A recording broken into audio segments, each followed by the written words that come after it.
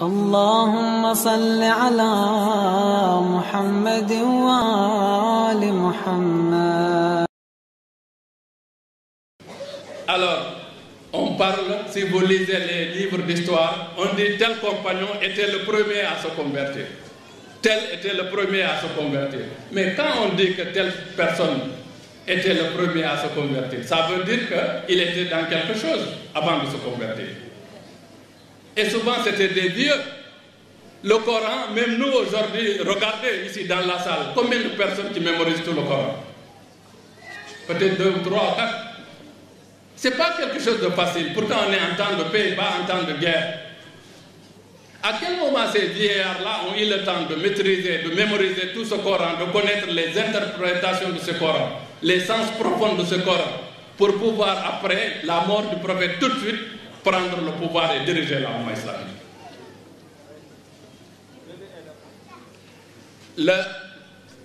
Les seules personnes qui n'étaient jamais coupées du prophète, qui étaient dans la maison du prophète, c'était les Ahlul Bayt.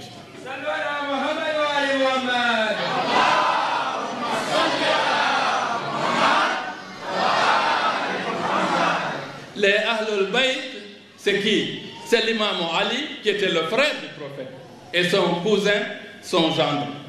C'est Fatima Zahra, qui était sa fille, c'est Al-Hassan et Al-Hussein. Ces gens-là étaient dans la maison. À chaque fois que l'ange Gabriel venait amener une révélation, ils étaient là et tout de suite, ils mémorisaient le verset. Ils savaient exactement à quel moment le verset est descendu, si c'est la nuit ou c'est le jour, dans quel contexte et pourquoi. Ça, c'est les Ahlul Bayt. C'est ces gens-là, c'est eux qui savaient. C'est eux qui savaient. Ces gens-là, c'est à ces gens-là que Dieu a dit dans le Coran, vous qui avez étudié le Coran, Dieu dit Fala uqsimu bimawaqi'in nujum wa innahu laqasamun law ta'lamuna 'azim innahu laqur'anun karim fi kitabin maknunin, codé avec des codes. La yamassuhu illa al-mutahharun. Ne peut pas décoder ni toucher al-ma'ani al-qur'ani al-ghamida illa al-mutahharun illa al-rasikhuna fil ilm. C'est ces gens-là qui peuvent interpréter le Coran. Ça, c'est très facile à expliquer à mes parents poulards qui sont ici.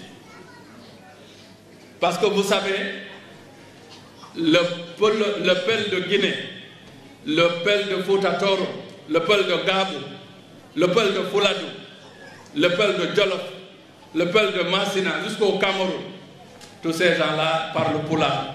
Tous ces gens-là utilisent les mêmes mots, mais qui ne signifient pas la même chose.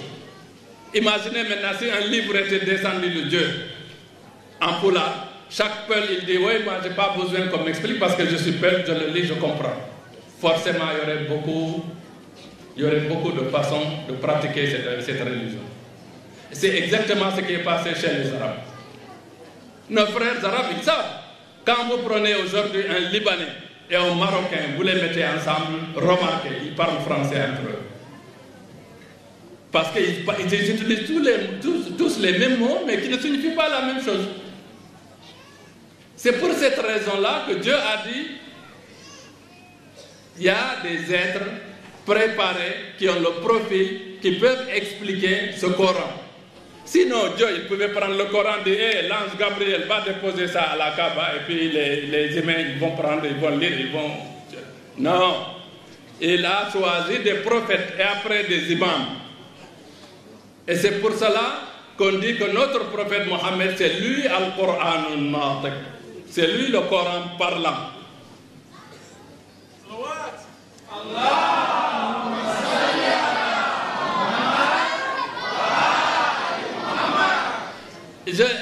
Je vous ai parlé d'une école en réalité. Je vous ai parlé d'une école et des cycles de formation. Je parlais tout à l'heure, j'ai parlé de 23 ans. Divisez 23 ans, ça vous donne combien? C'est-à-dire si vous prenez 7 ans, ça fait 21 ans. Vous avez 2 ans pour écrire votre mémoire et tout ça, et puis voilà, vous avez le diplôme. vous maîtrisez votre domaine. Et même aujourd'hui, scientifiquement, il est prouvé que pour chaque domaine, pour la maîtriser et être expert dans ce domaine-là, il faut étudier 23 ans.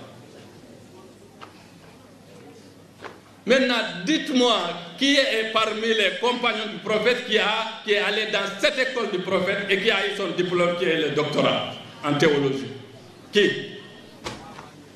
Ils se sont convertis à 40 ans, 60 ans, 70 ans. Et il y en a certains même que nous vénérons, que nous disons ils sont ceci, cela, ils se sont convertis le jour du pèlerinage d'adieu, c'est-à-dire la 23e année. C'est-à-dire c'est la même année, l'année où le prophète est décédé. Et pourtant, ces gens-là, c'est eux qui ont dirigé la Oumma islamique pendant des siècles. Maintenant, j'ai parlé de l'école du prophète Mohammed, sallallahu alayhi wa alayhi al-Adhar, l'école de l'imam Ali, de Fatima Zahra, de Al-Hassan Al-Hussein. Mais ne vous trompez pas, à la Mecque, il y avait un système de gouvernement. Il y avait des notables de Quraysh qui étaient là et qui avaient des esclaves, qui avaient des biens, qui géraient la cité et qui étaient complètement menacés par notre prophète Mohammed et par l'islam. Parce que leur économie, leur privilège était basé sur l'esclavage, sur un système faux et un système d'usurpation et de corruption. Donc ces gens-là aussi, tout de suite, ont fondé une école en face de l'école de notre prophète.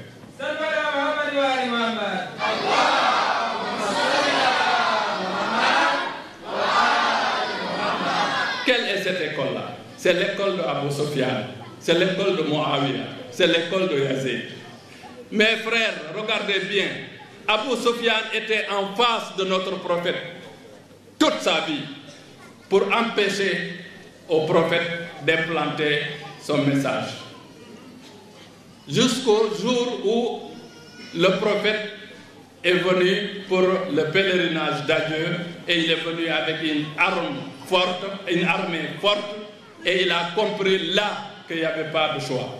Soit on se convertit pour sauver sa vie, ses femmes et ses enfants, soit tu te bats, on te tue et on prend tes biens et ta famille. Il a appelé tous les notables. Il dit, on négocie avec le prophète. On accepte de se convertir sans conviction. Mais au moins on sera en paix et on sera épargné. Et c'est ce qu'ils ont fait. Je parle aux savants ici qui ont étudié le tarikh, l'histoire. Ils n'ont qu'à regarder comment on appelle ces gens-là. On les appelle à Tulaqa. À Tulaqa, ça veut dire quoi? Les amnistiés. Parce que le prophète a dit finalement, tous ceux qui vont dans la maison d'Abu Sufyan, on ne va pas les tuer. S'ils acceptent de dire Ashhadu an la ilaha illallah. Mais ils l'ont dit dans la langue, mais pas avec le cœur.